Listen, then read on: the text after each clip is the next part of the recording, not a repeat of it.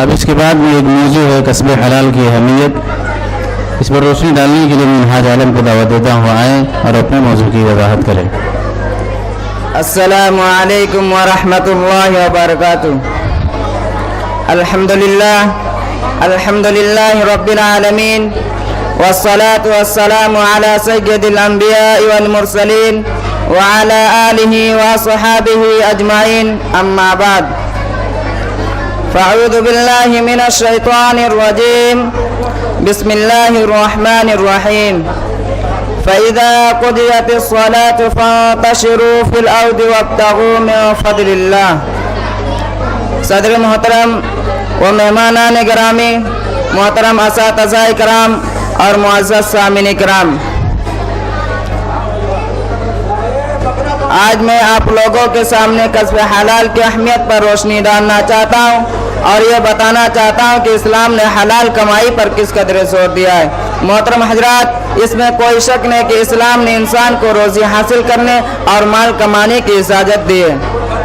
سورہ جمعہ میں ارشاد باری ہے، فَإِذَا قُضِيَتِ الصَّلَاةُ فَانتَشِرُوا فِي الْأَرْضِ وَابْتَغُوا مِن فَضْلِ اللَّهِ۔ پس جب نماز ہو چکی تو زمین پر پھیل جاؤ اور اللہ کے فضل کو تلاش کرو۔ سورہ قصص میں وَلَا تَنْسَ نَصِيبَكَ مِنَ الدُّنْيَا، تمہارا جو حصہ دنیا میں اسے نہ بھول جاؤ۔ لیکن اسلام کمائی کے سلسلے میں دو باتوں کی خاص طور سے ہدایت دیتا ہے۔ ایک ہے کہ انسان خود کمائے، خود محنت و مزدوری کرے، دوسروں کے آگے ہاتھ نہ پھیلائے۔ دوسرے ہے کہ جو کمائے وہ حلال و حرام کمائی نہ ہو۔ کمائی کے سلسلے میں ہی اسلام نے جو دوسری ہدایت دی ہے وہ بھی بہت اہم ہے، یعنی حلال طریقے سے کمانا اور حرام سے بچنا۔ قرآن مجید میں انبیاء کرام کو خطاب کر کے اللہ تعالیٰ ارشاد فرماتا ہے، یا ایھا الرسل کلوا من الطیبات واعملوا صالحا، اے رسول پاک چیزوں کو کھاؤ اور نیک عمل کرو۔ اس آیت کریمہ میں حلال کھانے کا جو حکم انبیاء کرام کو دیا گیا ہے وہی حکم ایک دوسری آیت میں مسلمانوں کو دیا جا رہا ہے۔ ارشاد ہوتا ہے، یا ایھا الذین آمنوا کلوا من طیبات ما رزقناکم، اے ایمان والو جو ہم نے تم کو رزق دیا ان میں سے پاک چیزوں کو کھاؤ۔ جو لوگ کمانے میں حلال و حرام کا خیال نہیں رکھتے اور جائز و ناجائز سب جمع کرنے کی فکر میں رہتے ہیں، ان کے لیے بڑی وعیدیں ہیں۔ رسول اللہ صلی اللہ علیہ وسلم ارشاد فرماتے ہیں، لا يدخل الجنت جسد قضی بالحرام، وہ جسم جنت میں نہیں جائے گا جس کی پرورش حرام سے ہوئی ہو۔ سوچئے کیسی رونگٹے کھڑے کر دینے والی بات ہے۔ اس کے بعد بھی اگر ہمیں ہوش نہ آئے اور ہم حلال و حرام، جائز و ناجائز کے تمیز کے بغیر کھانے میں لگے رہیں تو کیا ہم پر حضور صلی اللہ علیہ وسلم کا یہ ارشاد صادق نہ آئے گا، یأتی علی الناس زمان لا یبالی المرء ما اخذ منه امن الحلال ام من الحرام، لوگوں پر ایک زمانہ ایسا آئے گا کہ آدمی کو اس کی بھی پرواہ نہ ہوگی کہ اس نے جو لیا وہ حلال یا حرام ہے۔ محترم بزرگوں اور دوستوں، ہمیں سوچ سمجھ کر کام کرنا چاہیے۔ دنیا کے چند روزہ آرام کی خاطر آخرت کا ابدی نقصان برداشت کرنا عقل مندی نہیں ہے، یہ بہت گھاٹے کا سودا ہے۔ ہمیں حلال کمائی کی فکر کرنی چاہیے اور حرام سے بچنا چاہیے۔ ہمارے پاس جو دولت آئے اسے دیکھنا چاہیے وہ حلال یا حرام ہے، وہ جائز طریقے سے آئی ہے یا ناجائز طریقے سے۔ میرے دوستو، میں اس وقت حلال و حرام کمائی کے تفصیل بتانے کے لیے نہیں کھڑا ہوا ہوں، میں تو صرف حلال و حرام کمائی کے نفع و نقصان، ثواب و عذاب کے متعلق مختصر سی روشنی ڈالنے کے لیے کھڑا ہوا ہوں۔ لیکن یہ بتا دینا ضروری سمجھتا ہوں کہ آج کل ہمارے سماج اور معاشرے میں ایک حرام کمائی سود کا بہت رواج ہو گیا ہے۔ لوگوں نے مختلف حیلوں اور مختلف ناموں سے اسے جائز کر رکھا ہے، اس پر فوراً پابندی لگانے کی ضرورت ہے۔ سود بہت بڑا گناہ ہے، سود اللہ تعالیٰ کے یہاں بہت سخت سزا ہے۔ قرآن مجید میں اللہ تعالیٰ ارشاد فرماتا ہے، الذین یأکلون الربا لا یقومون الا کما یقوم الذی یتخبط الشیطان من المس، جو لوگ سود کھاتے ہیں وہ قیامت کے دن قبروں سے اس طرح اٹھیں گے جیسے وہ شخص جسے شیطان نے لپٹ کر کھپتی بنا دیا ہو۔